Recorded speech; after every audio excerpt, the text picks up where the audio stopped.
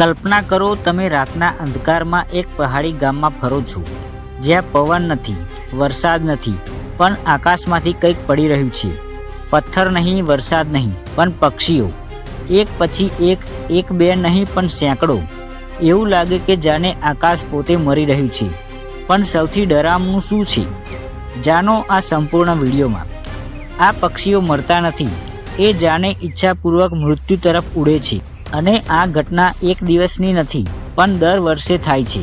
હા, બિલકુલ, ભારતમાં એક એવું ગામ છે જ્યાં રાત્રે પ્રકૃતિના નિયમો કામ નથી કરતા. તે ગામ છે જેટિંગા. ઉત્તર પૂર્વ ભારતના પહાડોમાં ઘન જંગલો વચ્ચે વસેલું નાનું ગામ. લોકસંખ્યા બહુ ઓછી અને શાંતિ ખૂબ વધારે. 1950ના દાયકા પહેલાં દુનિયાને આ ગામ વિશે કંઈ ખબર નહોતી. પણ એક રાત્રે ગામવાસીઓએ જોયું આકાશમાંથી કંઈક જમીન તરફ આવતું હતું. પહેલાં તેમણે વિચાર્યું કે કંઈક હશે, પણ પછી ધ્યાનથી જોયું તો એક પક્ષી સીધું ઝૂંપડાની દિવાલને અથડાયું, પછી બીજું અને પછી ત્રીજું, અને થોડા જ સમયમાં જમીન પર સેંકડો પક્ષીઓ પડેલા હતા. પણ ધ્યાનથી જોયું તો ઘણા હજુ જીવતા હતા, પણ હલતા નહોતા, જાણે આત્મા શરીરને છોડીને પાછું આવવાનું ભૂલી ગયું હોય. અને તે પછી આ ઘટના ફરી દર વર્ષે બનવા લાગી. સપ્ટેમ્બરથી નવેમ્બર સાંજે 7 થી 10 વચ્ચે માત્ર ધુમ્મસવાળી રાતે અને માત્ર ગામના એક જ વિસ્તારમાં પક્ષીઓ લાઇટ તરફ ખેંચાય છે, જાણે કોઈ અદૃશ્ય શક્તિ બોલાવતી હોય. તેઓ સીધા માણસ પાસે આવે, હાથમાં બેસી જાય, ભાગવાનો પ્રયાસ પણ નથી કરતા.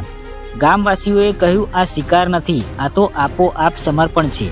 સ્થાનિક જનજાતિ માને છે પહાડોમાં આત્માઓ વસે છે, અને દર વર્ષે તેઓ આકાશમાંથી પક્ષીઓના જીવ લઈને જાય છે. એક વૃદ્ધે કહ્યું કે આ રાત્રે જંગલમાં જવું ના જોઈએ, નહીંતર આત્મા માણસનો પણ જીવ લઈ લેશે.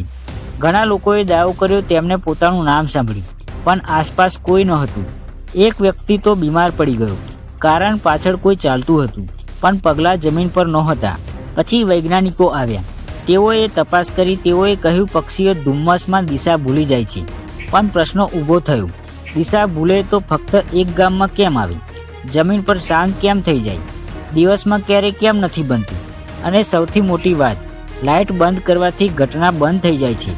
આ સામાન્ય નેવિગેશનની ભૂલ નહોતી. ઘણા રિસર્ચોએ કહ્યું કે રાત્રે ત્યાં ઊભા રહો તો તેમને અજીબ લાગણી અનુભવાશે.